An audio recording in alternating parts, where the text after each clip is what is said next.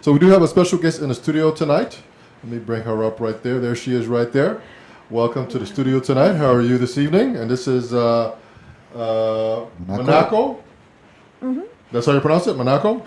Monaco. I've heard about a million different ways. Okay. So how does your mother pronounce it? She gave you that beautiful name there. Monaco. Okay, perfect, man. So welcome to our studio here. This is what we call the Green Room at the High Tech Low Tech Studio, coming to you from an undisclosed location here in St. Croix, Virgin Islands. No radio, TV, internet only. So welcome. Thank you. Doing good. So I'm just going to start out this interview by saying here what your mother sent to me here, and what she says here is, my daughter, Manaco, returned from her training in Northern Ireland recently that included a 3-month hands-on mission outreach in Lebanon with Syrian refugees as part of a team at a well-established YWAM base there. Mm-hmm. So with that being said, where do we go? Tell us a little bit about yourself and how you got to get an opportunity to go over to Northern Ireland. And explain to the world what's YWAM too. Well, YWAM is Youth with a Mission, or YWAM for short, and it's a non-denominational missions group that is centered all around the world. There's over 1,200 different bases in a whole bunch of different countries, and really their goal is to know God and make Him known, and to love God and love others. And it's a wonderful program. And they run this school called a Discipleship Training School, or DTS for short. And that's what my months in Northern Ireland and then Lebanon were. It's almost like a college setting. And so I had classes almost every day, and we learned biblical principles and how to apply them, what it's like in the missions field, and how to cope and how to love through those situations. And then it's putting them in action for the last 3 months. Okay. Mine was in Lebanon. Okay. What made you get involved with YWAM? Well, we actually have a base here on St. Croix. It's in Diamond Ruby, and my church is connected with them. And over a simple weekend retreat they had, I fell in love with the place and fell more in love with the people there, and even more so with the God that they told me all about. And one thing led to another. I started with youth camps there and then staffing youth camps, and I decided that I wanted to stay with it and went to Northern Ireland to get training and be part of it. Okay. So what did you do here? So you joined the organization here. So what were you doing? Something that you went to every day, or to be a part of meetings or classes, or once a week? How did that work before you actually left to go? Well, before I got my training, a lot of it was volunteer, and Okay. so they have summer camps, and so I would stay for 2 weeks at a time and help staff those, or I would teach drama, or help disciple kids, or talk to them about Jesus or things going on in their life, or a lot of times I was just a role model and a friend. Okay. Do young people live at the camp there in Damarubi, or just the missionaries? No, they have whole families there. They have couples that do the missions work, but they have their kids there. Hopefully they find some base grandparents soon, but not yet. Gotcha. And so, how did you come across this organization? I mean, how did you link up with this organization? Here in Northern Ireland. Well, here. Like I said, they were part of my church. Okay. And what church is that? St. Croix Christian Church. Okay, which is not too far from where we are at this undisclosed location, correct? Correct. Okay. Okay, so you're going there and you're involved, and then so how does this whole conversation come up about going over to Northern Ireland? Well, the base here does their own DTSs almost every year now. Okay. And well, I was comfortable with everyone here, and I could have done the school here, but part of the wonder of it, part of the fun, the experience of it, is going someplace where you don't know everyone and you're not comfortable with all the cultures. And that way the lecture phase is more than just book learning, but it's also practicing how to be in a different culture, how to learn and how to be with people that aren't like you. And I wanted that. Okay.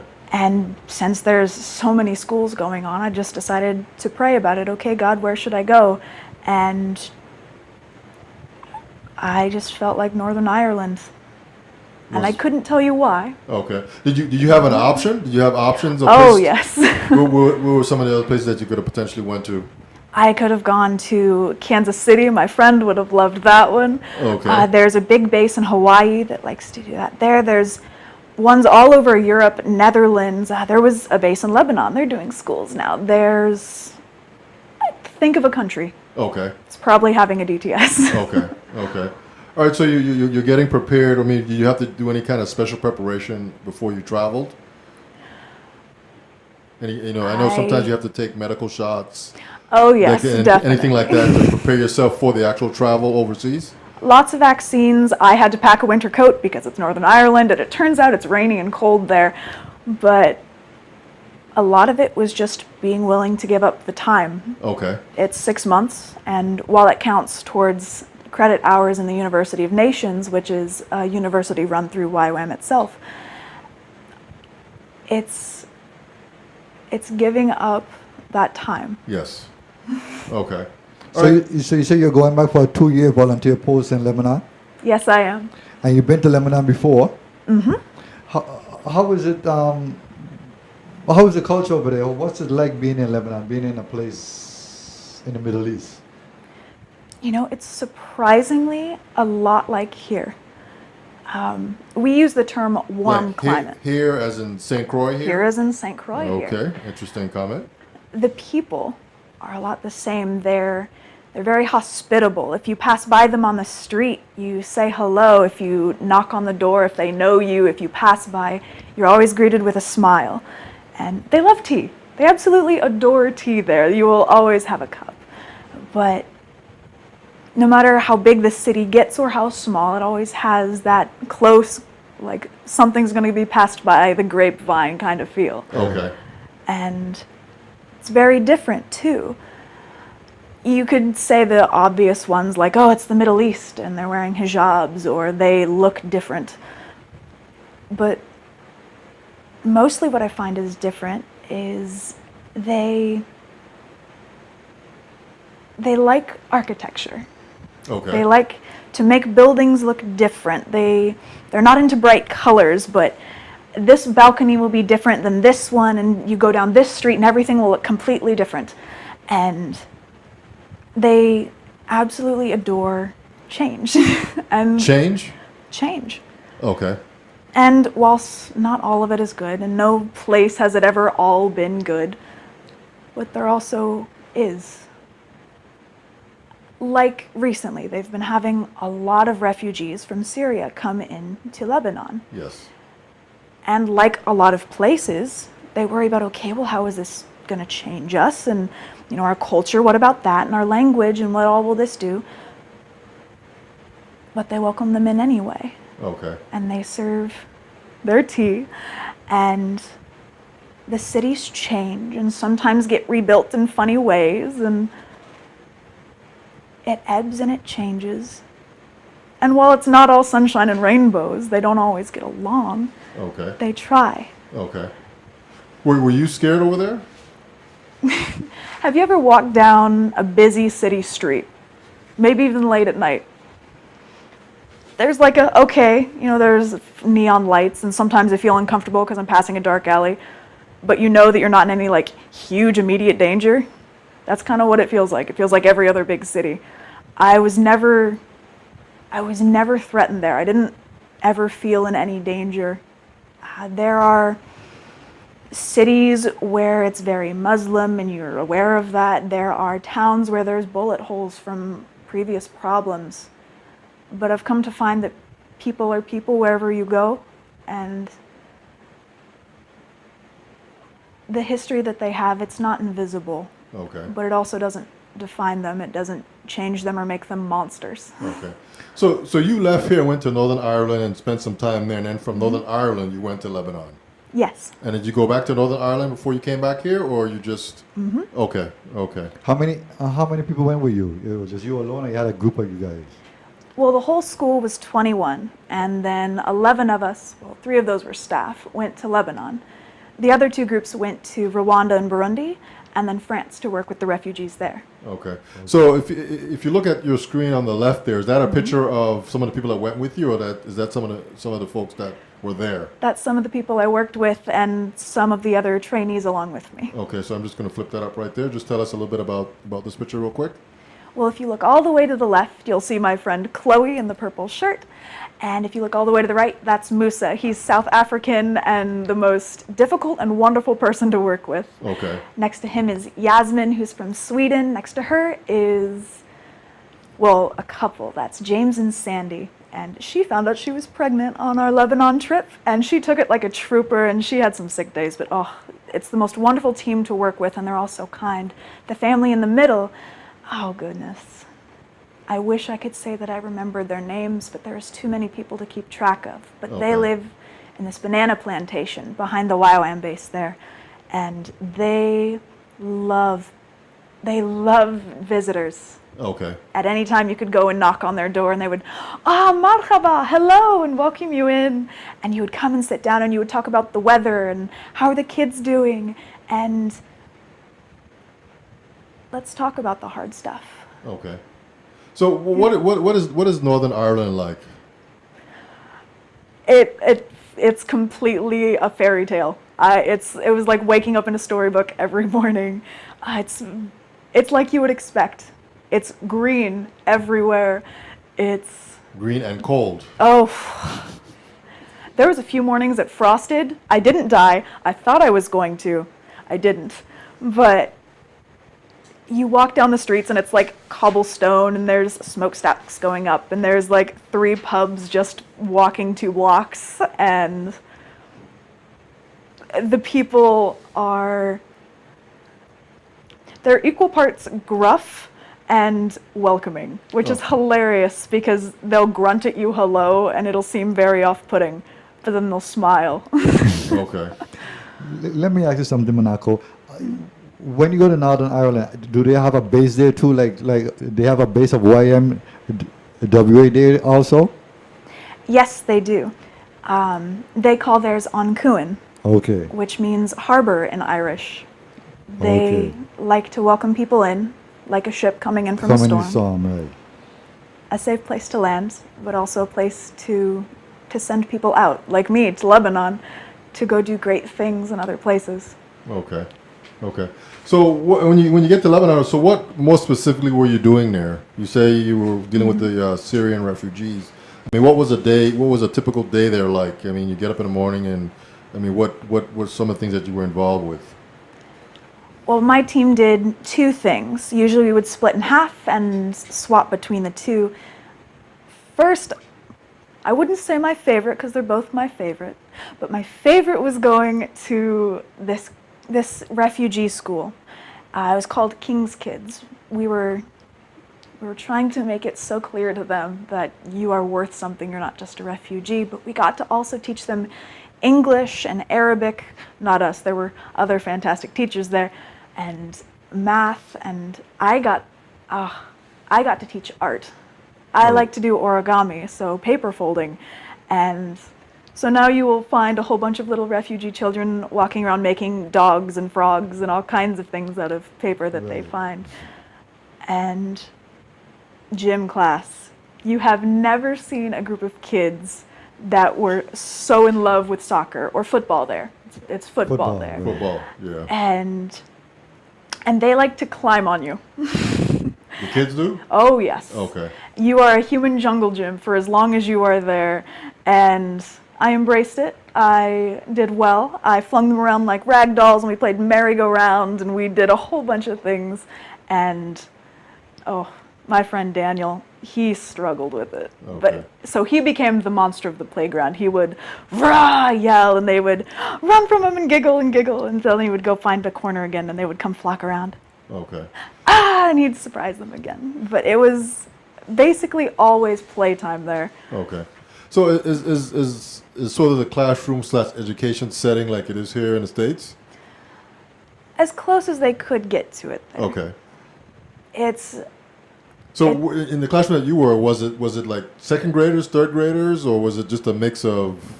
It's everywhere from preschool to 5th grade, but that isn't to say that they're all 5th grade age. They would let them in as old as the families would let them. Okay. Okay. Usually at about 15, 16, especially for the guys, it's frowned upon to be in school then, even if you don't have a full education, and so they would pull them out and have them go to work. Okay. Okay. Okay. Anything else that you were doing that was exciting with when you were over there in these camps? Yes, the other half of what we did was working with the refugees in their homes. We called them house visits because that's what they were. We went to this banana plantation, and that's what it was. You would go past it on the highway and you couldn't imagine that anyone would be living there, but you go inside and it's not like what you see on TV. It's not tarps and mud floors, but it's not a whole lot better. And you would go in and you would sit down and they would serve you tea or fruits, and they love to give you something because so often they're given things but they don't get to give back. Okay. And so for them that's a treat, and you would get to sit down and you would just talk. Sometimes it was very lighthearted because that's what they needed, and sometimes we would talk about what they've gone through, and sometimes we'd talk about God. Okay. And it was beautiful. Okay. What would be your most rewarding? What would be the most rewarding thing for you, Manaco, on this mission here? You could tell you seem like you're still having vivid memories of the place. I can just see it in your eyes. I never expected to fall in love with the place. Okay. And of course it's more than the place. But my favorite takeaway from it, my favorite memory, the greatest thing I did there was this girl. Her name was Ramona, and she wasn't part of the school that we normally helped with every day. She was part of another one. But she's what you'd call an at-risk kid, at least in Lebanon. So not the greatest family background, certainly not treated as she should be. I got to go and teach her about forgiveness and reconciliation. It's a program that YWAM is trying to run through a lot of the schools there. Is what is forgiveness and what's revenge and what's the difference. And anyway, I sat next to Ramona every Friday my entire stay. Well, almost my entire stay. And I would sit down next to her and I'd put my arm out and she would come right up under it and she'd hold my hand. And that's the way we'd sit the entire class.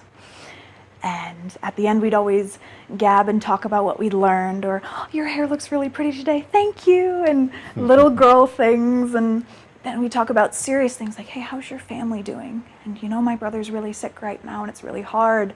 Or, my parents were fighting last night, what do I do about that? And it certainly wasn't always easy conversations. She was asking you those things? Yeah. Oh, really? Okay. Okay. Yeah. One of the classes, we were talking about how often do you forgive? And one of the kids raised their hands and he said, I've forgiven my dad, but he keeps beating me. What do I do? And, there's so much to say to that, but what do you say? And so we ended up stopping class that day, and we all, because there was enough of us, we paired up one-on-one with all these kids, and we talked about those hard things. And for Ramona, it was, my dad beats me too. And my brother, he follows, he's a lot like my dad. And mom just lets it happen, and how do I forgive in a situation like that? We'd been teaching that it's always, forgiveness isn't just about them. We'd been teaching that it's for the forgiver. It's letting go of something that's painful, not saying that it was right. And that's a hard thing to understand, let alone teach kids. And so we talked about it. And I won't get into the whole story there, but I come back the next time, and a joke that Ramona and I had. Every week I would compliment her, what lovely rings you have. She had a silver one that spun and a little one with a little blue gemstone in it, and she loved them. none of the other girls had rings, and well, it wasn't like a big prideful thing for her. It was special to her. And so every week I would come in, your rings, they're beautiful, just like you. Or, are your rings doing well? Are you? But this week, she came in and she came in and grabbed my hand again. But then she flipped over my hands. She looked at them. And she took off her ring and put it on my finger, and I said, no, you don't have to do that. And she said, no, I want you to have it. Ramona, you don't have to. No, and get this, no, I want you to have it. I have 2 rings and you don't have any. Yeah. So it's very taken back by that. I've seen poverty. I've seen rough neighborhoods. I've seen some pretty bad places. I am so lucky, and I am so aware of that. So as you describe these stories, so are these children speaking English to you, or are you speaking their language?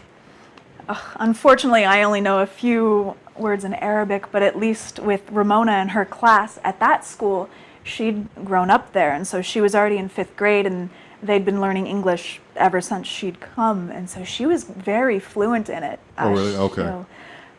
For them, we could speak one-on-one, and we could understand each other very well. Okay. At the King's Kids School, so the one we went to almost every day, that one we needed translators for. But honestly, you'd be surprised how well you can communicate with just a smile or a... Yeah, yeah. Like a human selfie, right? Kind of says it all, right? Oh, yeah. Yeah. So this is what's happening during the day. I mean, what did they have to say about? So did you tell them that you were from the Virgin Islands? I mean, did they anything like that? Did they know where it was? I mean, did they have any input on the United States in general? Anything like that? You get any kind of concept from them on that?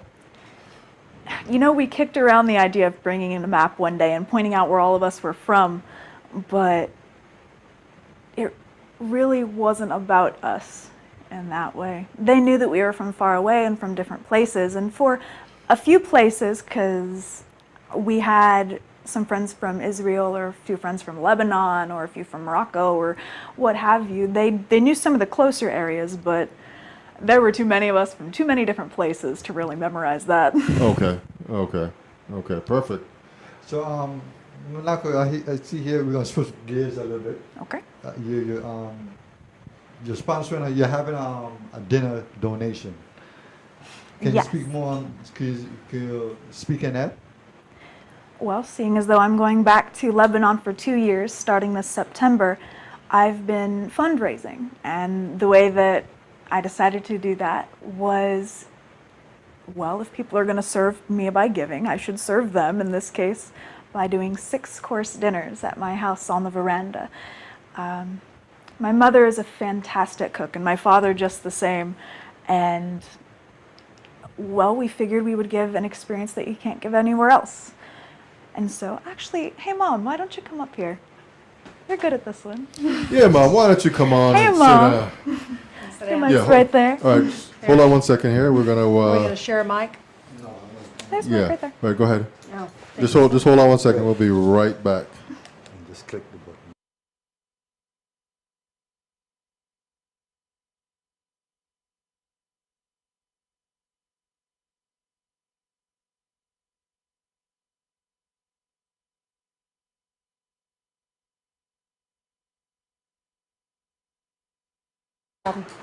All right. So we're back. So we brought the mother on there. How are you? Oh, great. Always a pleasure to be here. Okay. So I guess Manaco wanted to bring you on sort of to discuss a little bit more about the dinner Yeah. fundraiser event. This is really a family event because there's a lot of help and she's got friends who volunteer. But we cook 6-course meals and we serve them on fine china, and it's on our veranda with a lovely sea view. And it's an opportunity to just relax. No 2 dinners are the same. We have a variety of courses. The service is impeccable. It's usually limited. We really can't handle more than 30 So it's an intimate group. Sometimes you'll be at a table with just someone you love, or maybe it's at a table for 4 or 6 and you meet some new people. Okay. Okay. And so you have multiple dates here. So this is just I guess you had your first one or your first two already. Mm-hmm. Okay. And so the next one coming up is June 17th. How's it turning out so far? Has it been successful for you? Is it what you expected it to be? Well, in the past, when she had done this, before she went on her trip to the Ireland and Lebanon, she had done the dinners as her fundraisers. And we had such a good outpouring of support and requests to do it again. That's why she chose to do this again. Okay. And so we've started back up, and it's a little slower, season, but there is no rhyme nor reason. Right. We can add an intimate group of 10, we could have 28. It all varies, but one of the things we usually get asked is, what do you have for a menu? They're not the same because it depends on local ingredients. And then for the one that we just had on last Saturday, why don't you give them an idea what the menu was? This last one, the first course was a chilled mango peach soup. And next we had a potato, shallot, and leek quiche wrapped in a phyllo pastry with a cheddar sauce to the side.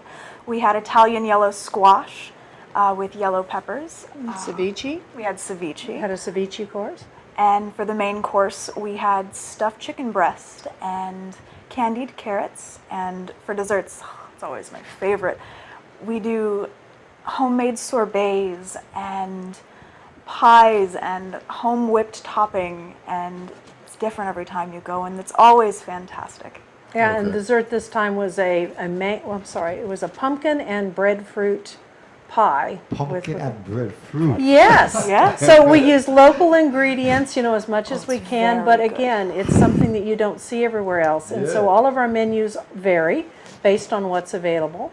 And it's an enjoyable evening, and she usually will announce the course, and everyone is open to say, yes, I'd like to have that, or no, I'd rather pass, but we don't get passes. No. No, we don't get passes. So Amy, you have other people helping you prepare this meal? No, I am the prep person, and I am the person in the kitchen who handles all of it. Sometimes my husband will do, if he's doing the pork loin or something else, he'll help, but I do most of that, and Monaco is in charge of serving. Nate, a local young man here, has helped, Nate James. Okay. He has come forward, and he is also helps with wait staff. Skip Moss, different ones have helped wash dishes at times. So we have some help that have stepped forward because they're trying to support her in different ways, Yes. other than attending. And when we say they're dinner by donations, we have asked that people donate $40 for the meal. That's the 6 courses. It includes, fresh bread, all the, iced tea, lemonade. But people have been very generous on the tipping and supporting the event and Okay. bringing guests. Okay. And you say who should attend is a question you have here. This is anyone with a passion for excellent food, served in a unique, relaxed atmosphere amongst friends. What will be served? And so you're preparing early that Saturday morning, probably even on Friday.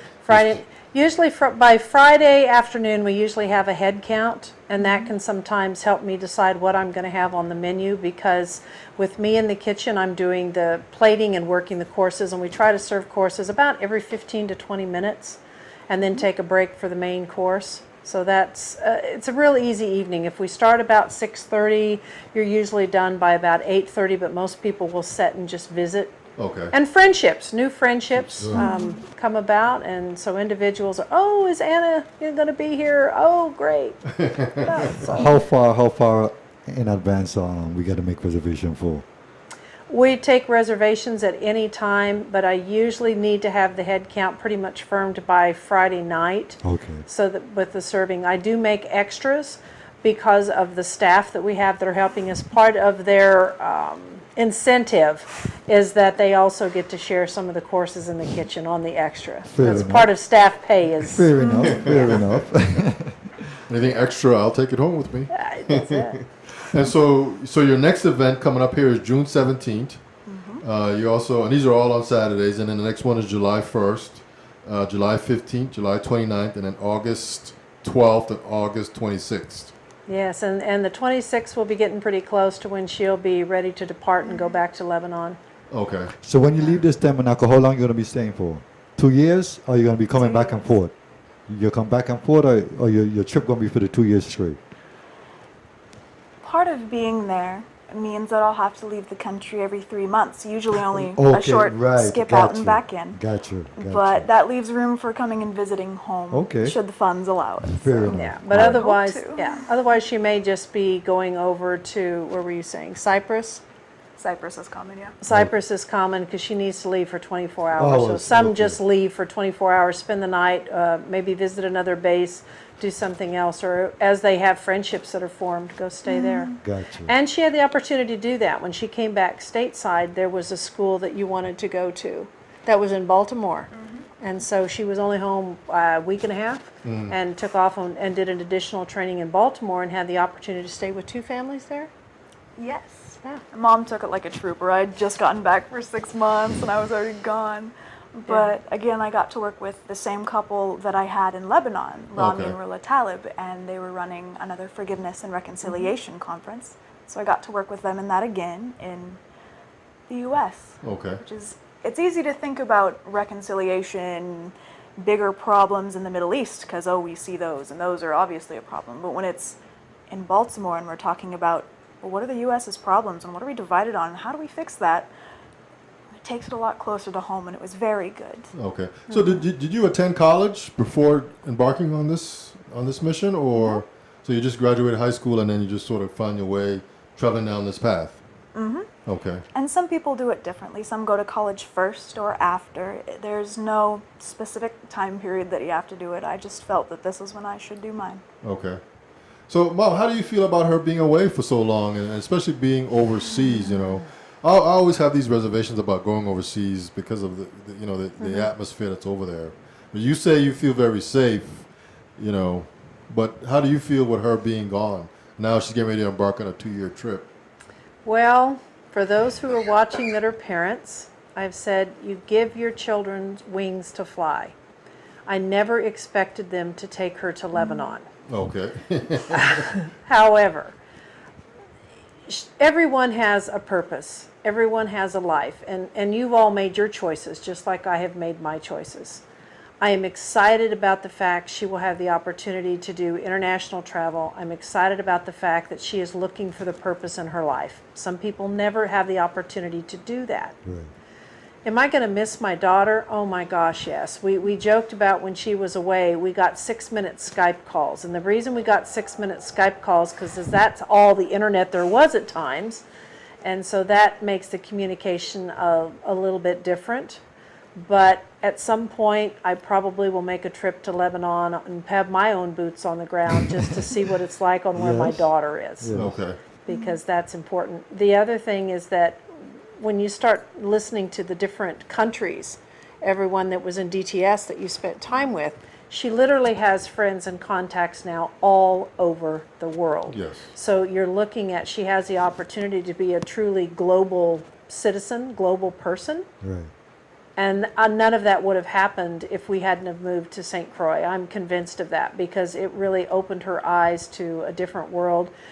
Has done mission trips in Guatemala And Barbados. and Barbados and spent some time in Puerto Rico. And so we really have just enormous opportunities here because of our location, you know, down island and working around, and we're a melting pot here anyway. Right.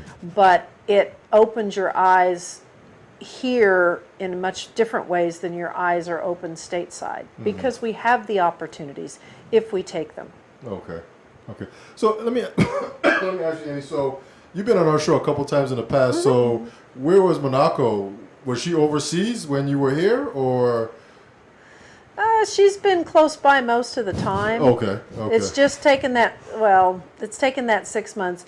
She has taken some of that break between when she graduated school to going into DTS. There was a family medical issue. She was stateside taking care of family members and some young kids for a little while. Okay. So there were some things that happened even in that interim that it worked out very well that she took that break. Okay. Nothing you would have anticipated, but it still worked out. It still worked out. Okay. Yeah. Okay. Great. So what I'm gonna do is I'm gonna flip up. If you guys look on the left of your monitor in front of you, you'll see the picture there. So I'm gonna make this live. So just kind of describe what we're seeing here real quick. This is the King's Kids School. The tall one in the back is Daniel. He is my bodyguard and the discipline of the classroom. But what you don't see is me just off screen teaching how to fold little paper dogs. And you've never seen a more excited group of kids, let me tell you. Okay. Do it get cold at night in Lebanon? Oh, yes. I went in winter. It snows. Okay. That's the rainy season. I needed 2 blankets. Okay. Oh, the layers of clothing. Yes. How Oh, many yes. can you get on? Yes. Yeah. So. Okay. And then, so this is another picture here. Talk to us a little bit about this one here real quick. This is some of my school. So the one up front is me. The lovely lady next to me, that's Joy. She lives in Israel, though she was born in Texas. Above her is Mark, who's Lebanese. And then beside him is the 2 Daniels. One is Northern Irish, that's the one in green, and one is from the Republic of Ireland. And Okay. it was fantastic to learn alongside those people. Okay, so this was taken in Northern Ireland, or Yes, it was. Well, So that's okay. at the top of a mountain. That's where that is. Okay.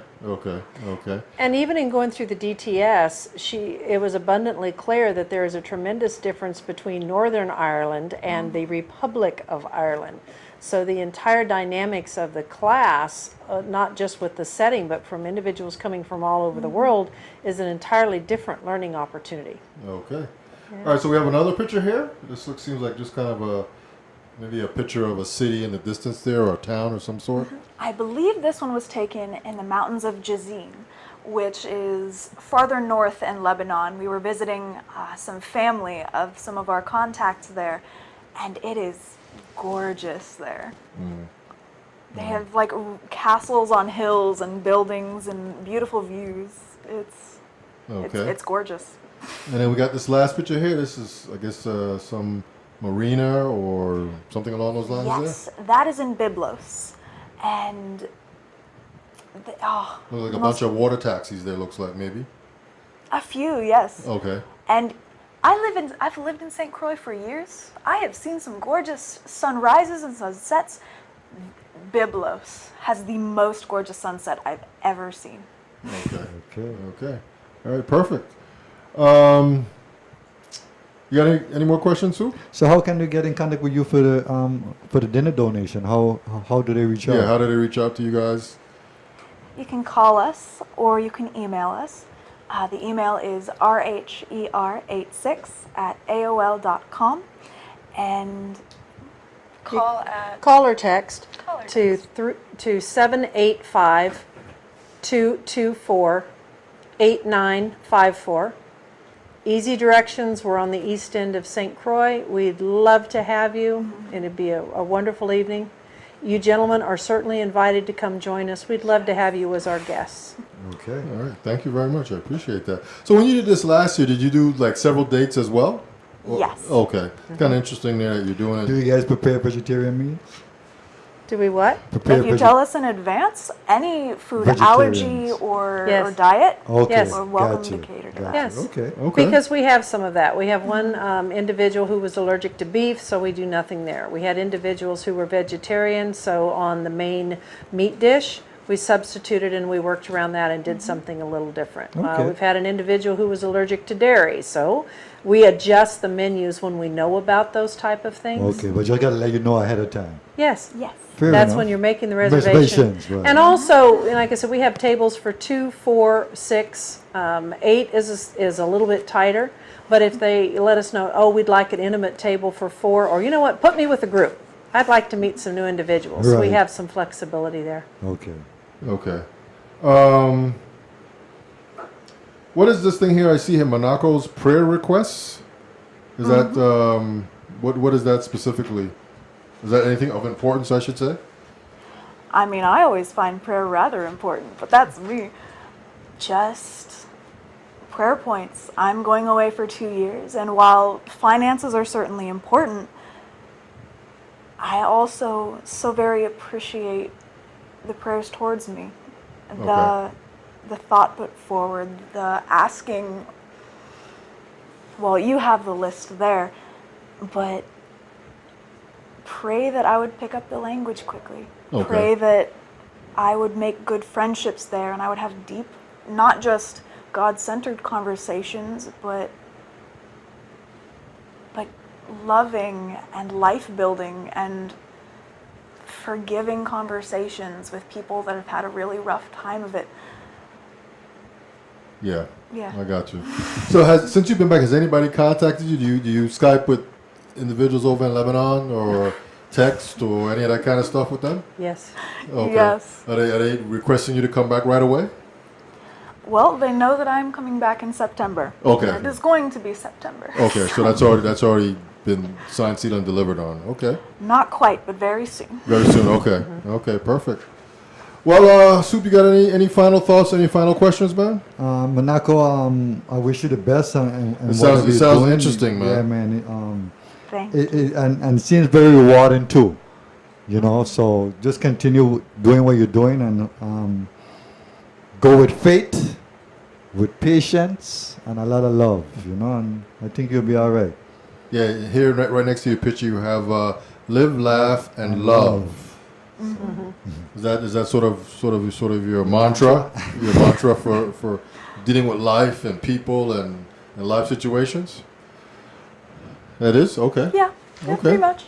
Kind of, sort of, maybe? I got you.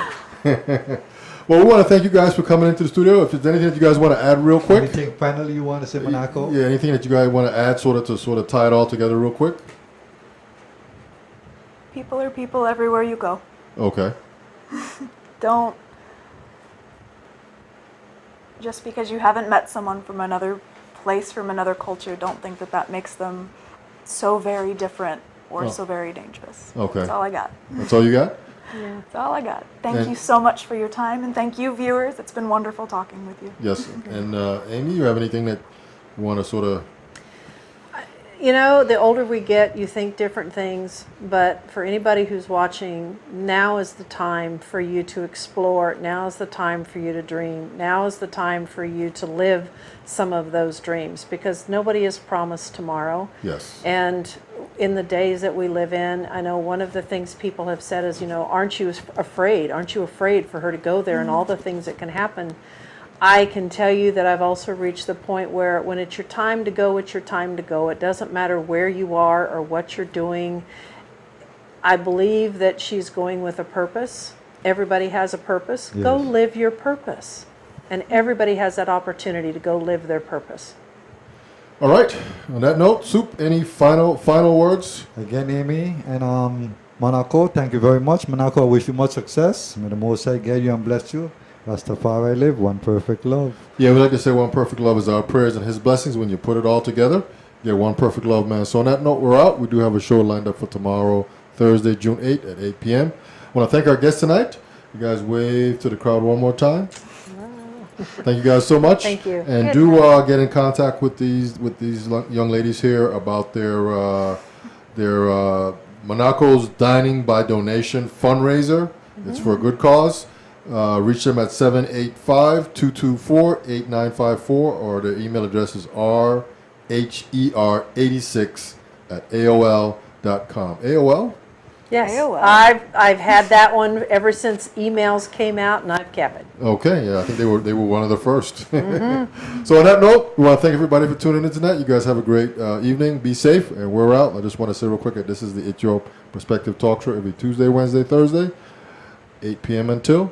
Our website is streaming live from the VI.com. So on that note, we're out. Thank you guys so much for coming into the studio tonight, and we're out. Peace. Thank you.